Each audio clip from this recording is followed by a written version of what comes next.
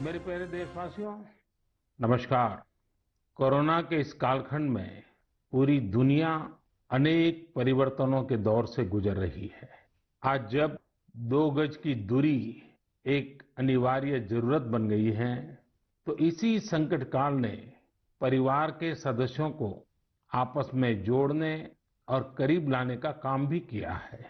लेकिन इतने लंबे समय तक एक साथ रहना, कैसे रहना, समय कैसे बिताना, हर पल खुशी भरी कैसे हो, तो कई परिवारों को दिक्कतें आई।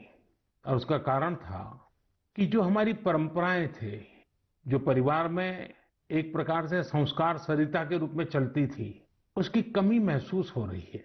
ऐसा लग रहा है कि बहुत से परिवार हैं जहां से सब कुछ खत्म हो चुका है, और इसके कारण उस कमी के रहते हुए इस संकट के काल को बिताना भी परिवारों के लिए थोड़ा मुश्किल हो गया। और उसमें एक महत्वपूर्ण बात क्या थी? हर परिवार में कोई न कोई बुजुर्ग, बड़े व्यक्ति परिवार के कहानियां सुनाया करते थे और घर में नई प्रेरणा, नई ऊर्जा भर देते हैं। हमें जरूर एहसास हुआ होगा कि हमारे पूर्वजों ने जो विधाएं बनाई थी, वो आज भी कितनी महत्वपूर्ण है, और जब नहीं होती हैं तो कितनी कमी महसूस होती है।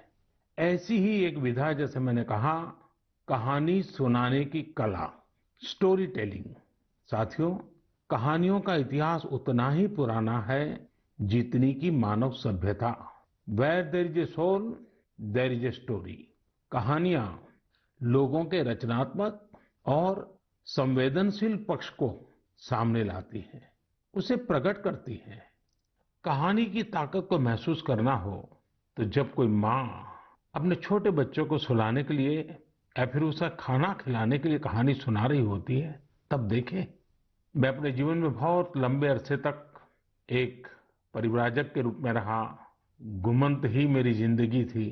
हर दिन नया गांव, नए लोग, नए परिवार। लेकिन जब मैं परिवारों में जाता था तो मैं बच्चों से जरूर बात करता था, और कभी कभी बच्चों को कहता था कि चलो भाई मुझे कोई कहानी सुनाओ। तो मैं हैरान था। बच्चे मुझे कहते थे, नहीं अंकल, कहानी नहीं, हम चुटकुला सुनाएंगे। और मुझे भी वो यही कहते थे कि अंकल आप हमें चुटकुला सुनाओ। यानी उनको कहानी से कोई परिचय ही नहीं था। ज्यादातर उनकी जिंदगी चुटकुलों में समाहित हो गई थी। साथियों, भारत में कहानी कहने की, या कहें किस्सा गोई की, एक समृद्ध परंपरा रही है। हमें गर्व है कि हम उस देश के वासी हैं जहां हितोपदेश और पंचतंत्र की परंपरा रही है, जहां कहानियों में पशु पक्षियों और परियों की काल्पनिक दुनिया गढ़ी गई, ताकि विवेक और बुद्धिमत्ता की बातों को आसानी से समझाया जा सके। हमारे यहाँ कथा की परंपरा रही है। ये धार्मिक कहानियां कहने की प्राचीन पद्धति है। इसमें कथाकालक्षेवम भी शामिल रहा है। हमारे यहाँ तरह तरह की लोक कथाएं प्रचलित हैं। तमिलनाडु और केरल में कहानी सुनाने की बहुत ही रोचक पद्धति है। इसे विल्लू पाठ कहा जाता है। इसमें कहानी और संगीत का बहुत ही आकर्षक सामंजस्य होता है। भारत में कठपुतली की जीवंत परंपरा भी रही है। इन दिनों साइंस और साइंस फिक्शन से जुड़ी कहानियां एवं कहानी कहने की विधा लोकप्रिय हो रही है। मैं देख रहा हूं कि कई लोग किस्सा गोई की कला को आगे बढ़ाने के लिए सराहनीय पहल कर रहे हैं। मुझे gaathastory.in जैसी वेबसाइट के बारे में जानकारी मिली, जिसे अमर व्यास बाकी लोगों के साथ मिलकर चलाते हैं। अमर व्यास आईआईएम अहमदाबाद से एमबीए करने के बाद विदेशों में चले गए, फिर वापस आए। इस समय बेंगलुरु में रहते हैं और समय निकालकर कहानियों से जुड़ा इस प्रकार का रोचक कार्य कर रहे हैं। कई ऐसे प्रयास भी हैं जो ग्रामीण भारत की कहानियों को खूब प्रचलित कर रहे हैं। वैशाली व्यवहारे देशपांडे जैसे कई लोग हैं जो इसे मराठी में भी लोकप्रिय बना रहे हैं। चेन्नई की श्री विद्या वीर राघवन भी हमारी संस्कृति से जुड़ी कहानियों को प्रचारित प्रसारित करने में जुटी है। वहीं कथालय और the Indian story telling network नाम की 2 वेबसाइट भी इस क्षेत्र में जबरदस्त कार्य कर रही हैं। गीता रामानुजम ने kathalaya.org में कहानियों को केंद्रित किया है।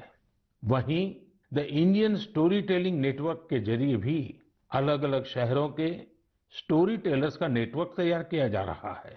बेंगलुरु में एक विक्रम श्रीधर है जो बापू से जुड़ी कहानियों को लेकर बहुत उत्साहित हैं। और भी कई लोग इस क्षेत्र में काम कर रहे होंगे।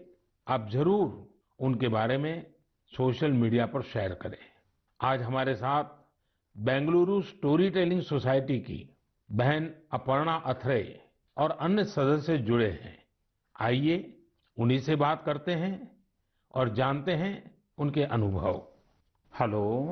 नमस्कार आदरणीय प्रधानमंत्री जी, कैसे हैं आप? मैं ठीक हूँ। आप कैसे हैं अपर्णा जी?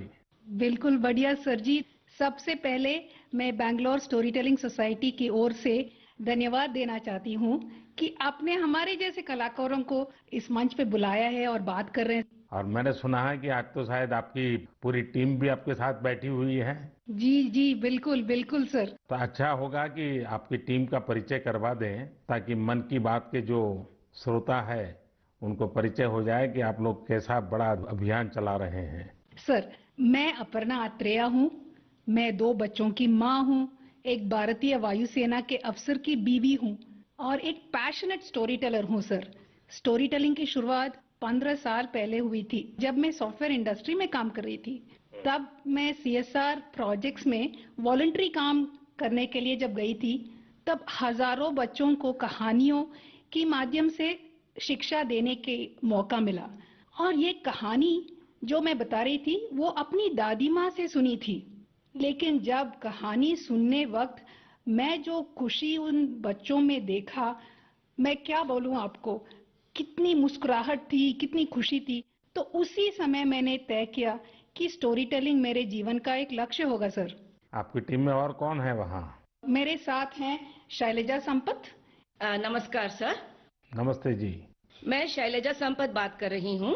मैं तो पहले टीचर थी, उसके बाद जब मेरे बच्चे बड़े हुए तब मैंने थिएटर में काम शुरू किया और फाइनली कहानियों को सुनाने में सबसे ज्यादा संतृप्त मिला।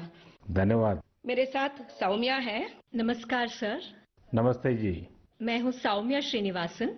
मैं एक साइकोलॉजिस्ट हूँ। मैं जो काम करती हूँ बच्चों बड़े लोगों के साथ, उसमें मैं कहानियों के द्वारा मनुष्य के नव रसाओं को जगाने में कोशिश करती हूँ और उसके साथ चर्चे भी करती हूँ। ये मेरी लक्ष्य है, healing and transformative story telling.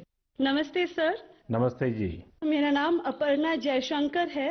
वैसे तो मेरी सौभाग्य है कि मैं अपनी नाना नानी और दादी के साथ इस देश के विभिन्न भागों में पली हूँ, इसीलिए रामायण, पुराणों और गीता की कहानियां मुझे विरासत में हर रात को मिलती थी। और बैंगलोर स्टोरी टेलिंग सोसाइटी जैसी संस्था है तो मुझे तो स्टोरी टेलर बनना ही था। मेरे साथ मेरे साथी लावण्या प्रसाद है। लावण्या जी नमस्ते। नमस्ते sir. I am an electrical engineer turned professional storyteller. Sir, I grew up listening to stories from my grandfather. I work with senior citizens in my special project called Roots, where I help them document their life stories for their families. Lavanya ji आपको बहुत बधाई। और जैसा आपने कहा, मैंने भी एक बार मन की बात में सबको कहा था कि आप परिवार में अपने दादा दादी नाना नानी है तो उनसे उनके बचपन की कहानियां पूछिए और उसको टैप कर लीजिए, रिकॉर्ड कर लीजिए, बहुत काम आएगा, ये मैंने कहा था। लेकिन मुझे अच्छा लगा कि एक तो आप सबने जो परिचय दिया अपना, उसमें भी आपकी कला, आपकी कम्युनिकेशन स्किल और बहुत ही कम शब्दों में बहुत ही बढ़िया ढंग से आपने अपना परिचय करवाया, इसलिए भी मैं आपको बधाई देता हूँ। Thank you, sir. Thank you.